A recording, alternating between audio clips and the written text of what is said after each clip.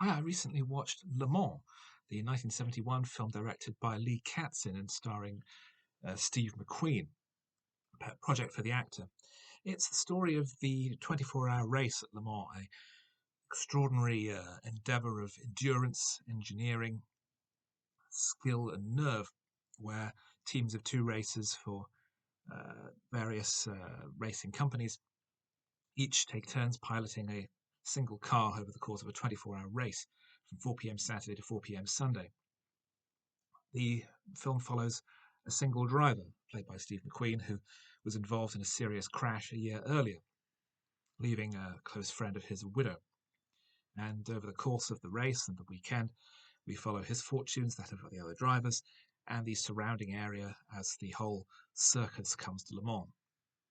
It's quite an unusual film in that it's very documentary in style. There's a lot of verite footage of the spectators, the whole surrounding area, the fun fair that springs up, the many vendors supplying the spectators, and the whole environment. And there's surprisingly little dialogue. It's around 35 minutes until there's any meaningful dialogue exchange in the film.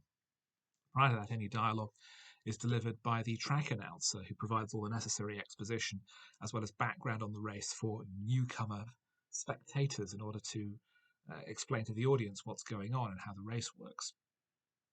This had been a pet project, as I said, for McQueen, who was a devoted motor racing enthusiast and driver himself. In fact, he drives a lot of his own work in this movie. He'd previously collaborated with John Sturges on The Magnificent Seven and The Great Escape, and it was hoped that Sturges would direct the film, and he worked on it for some time under the title Day of the Champion.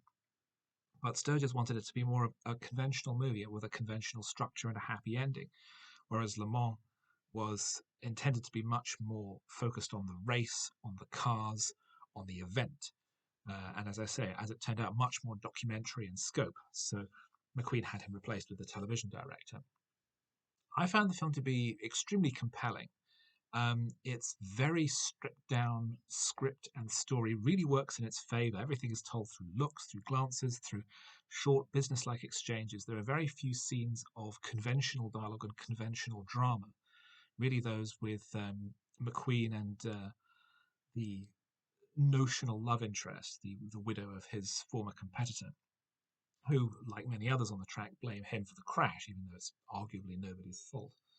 There are some crash sequences in the movie which are stunningly realistic and shocking in their content. They are completely believable, and the driving scenes themselves are utterly compelling. The film was shot at the 1970 Le Mans race, with a lot of additional shooting on the track over the following few weeks. And it looks completely real, completely authentic. Everything is as realistic as they could possibly make it. Even one of the top billed actors, Ronald Leigh-Hunt, who plays the team manager, has very little dialogue. He's almost this continuous presence, observing, supervising, monitoring the drivers. He seems to be everywhere around the pit area whenever we see him, but he very rarely speaks, and McQueen very rarely speaks. It has this absolute realism of the environment, which is very, very engaging, despite the lack of a conventional story. The story is the race. The story is the main character, Michael Delaney, his comeback, his competition against these other extremely skilled, extremely talented drivers. But there is nevertheless not the same anger and rivalry one would expect. It's purely professional. And we see Delaney in his interactions with other drivers off track is at the very least courteous. It is purely a professional rivalry, and there is tremendous respect there. I found it to be a really thrilling, engaging, unusual, original style of film. It's sad that McQueen had to mortgage pretty much the entire project just to get it finished, giving up creative control and all his income from it just to get the thing done. And it wound up being a commercial failure. And it's robbed him of his love of motor racing. He never raced professionally again, although a few years later he took up motorcycle racing.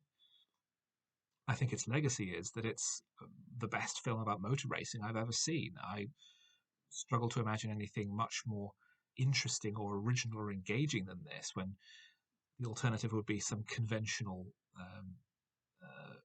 heroic story. I really like this, and I recommend it very highly.